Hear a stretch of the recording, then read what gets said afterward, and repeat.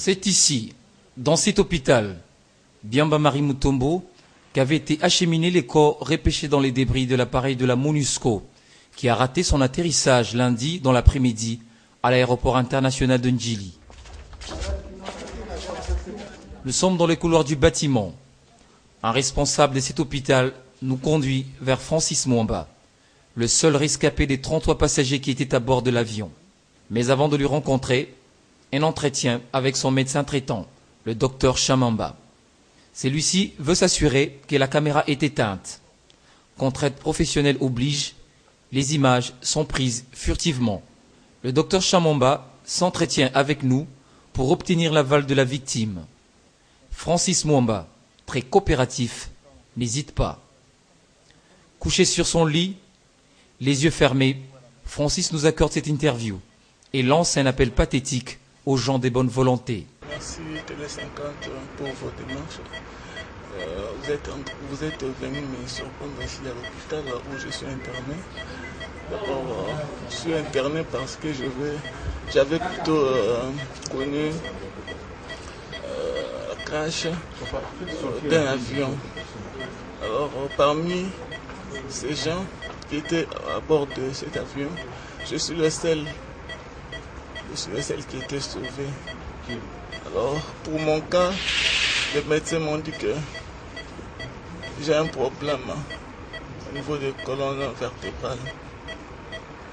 Alors, pour que je puisse bien récupérer mes deux jambes, on doit m'évacuer de ce pays. Donc, je dois aller dans l'autre pays, là où on soigne bien les cas de colonne vertébrale.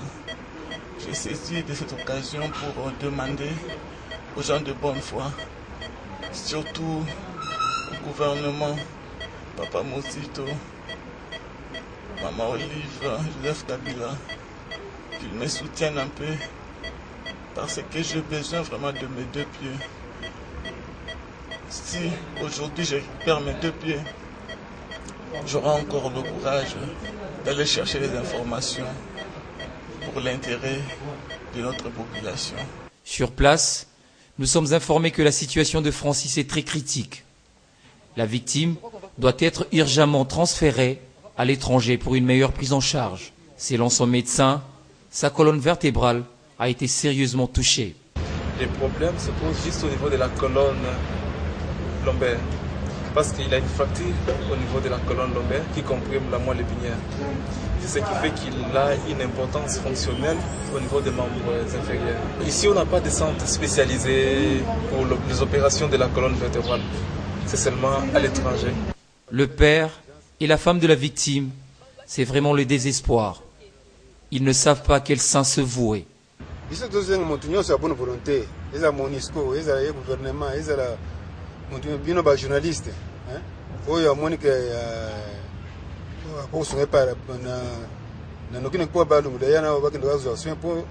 d'ici là, il faut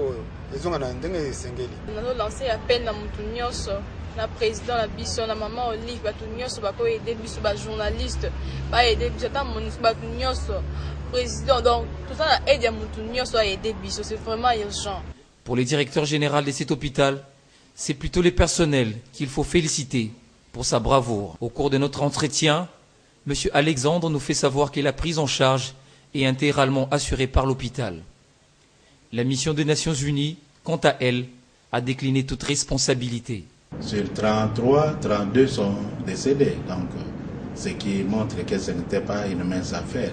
Donc celui-là, sûrement, malgré qu'il survit, il a peut-être d'autres séquelles qu'il faudrait absolument qu'il soit pris en charge à l'étranger. Pour l'instant, Francis Mwamba reste interné à l'hôpital, attendant qu'une solution soit trouvée pour son transfert à l'étranger. Oui, il faut qu'il parle vraiment. Nous avons parlé. Surtout insister là où